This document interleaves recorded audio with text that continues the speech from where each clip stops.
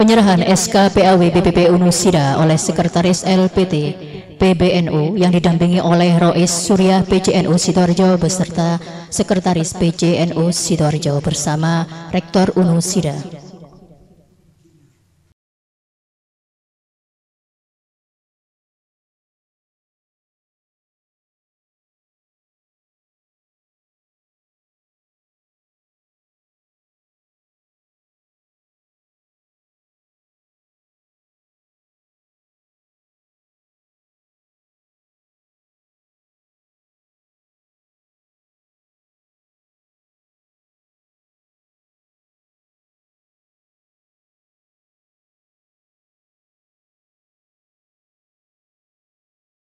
Assalamualaikum warahmatullahi wabarakatuh.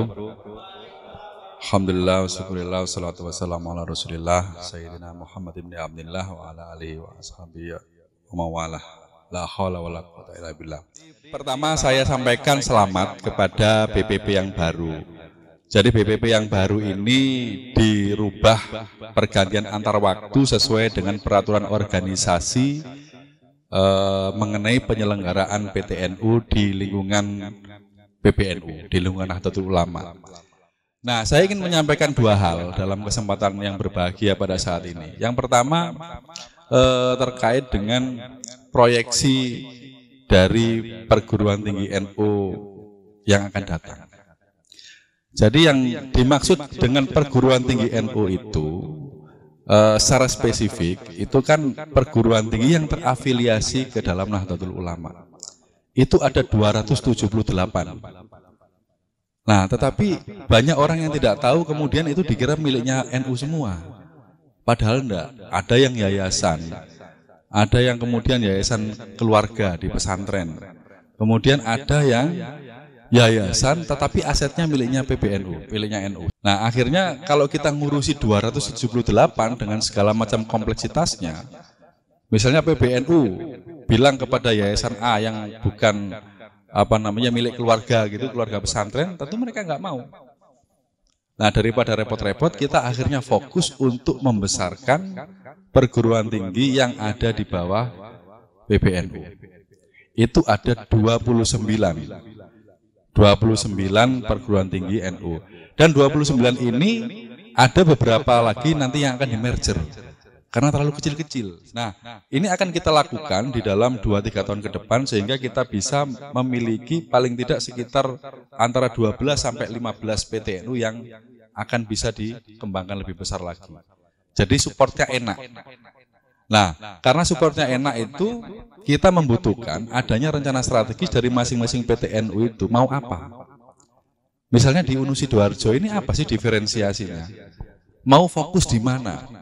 Sehingga kebutuhan-kebutuhan apa yang kemudian kita bisa disupport dari Jakarta, dari kementerian-kementerian terkait. Karena apa? Karena kalau kita tidak bisa mendiferensiasi, kita juga akan susah, numpuk-numpuk kan jadinya.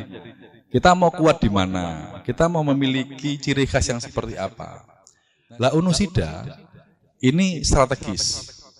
Ada di kabupaten yang kaya karena punya industri ya kan, dekat dengan ibu kota provinsi, kemudian aksesibilitasnya itu mudah sekali. Nah itu luar biasa sekali yang bisa dikembangkan. Makanya perlu difikirkan itu adalah diferensiasi apa yang kemudian bisa dikembangkan oleh Unusida ini. Nah insya Allah kalau punya renstra 20-25 tahun ke depan kita bisa membuat proyeksi kebutuhannya apa aja, laboratorium, asrama mahasiswa, kemudian apa lagi yang perlu disupport itu bisa kita lakukan dengan lebih enak lagi. Itu yang pertama tentang proyeksi PTNU yang ada di bawah PBNU. Dan kita akan fokus di situ. Yang semula misalnya KIPK kita sebar ke banyak yayasan dan sebagainya, kita akan fokuskan.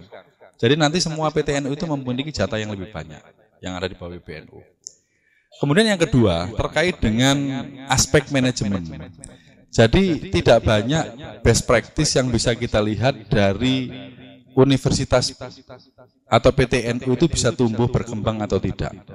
Nah, ternyata ada beberapa kampus yang bagus yang itu memiliki keunikan, dan saya lihat ada 3 hal yang penting di situ. Yang pertama, ada pembagian wilayah tugas yang jelas antara BPP dengan rektorat. Ini sebenarnya klasik ya. Di yayasan sekalipun ketika rame itu ya rektorat dengan yayasan. Nah, di PTNU itu antara BPP dengan rektorat. Nah, bagaimana ini kemudian bisa harmonis? Nah, ini tergantung dengan local wisdom, dengan ya beberapa hal yang mungkin agak berbeda antara Pasuruan dengan Sidoarjo, Sidoarjo dengan tempat yang lain. Tetapi yang paling penting adalah tahu wilayahnya masing-masing. Rektorat mengurusi manajerial universitas, BPP memberikan guidance. Kemudian mencarikan akses. Entah akses keuangan, entah akses bantuan atau apa yang lain agar ini bisa berkembang. Nah, sinergi ini yang kemudian harus menjadi tradisi, harus dilembagakan. Nah, yang pertama itu. Kemudian yang kedua, akselerasi dari PTNU yang cepat. Nah, itu yang kedua. Jadi harus outward looking. Kemudian yang ketiga, terkait dengan manajemen internal universitas. Nah, saya kira ini menjadi penting sekali karena sekarang itu bangunan tidak lagi menjadi satu-satunya standar.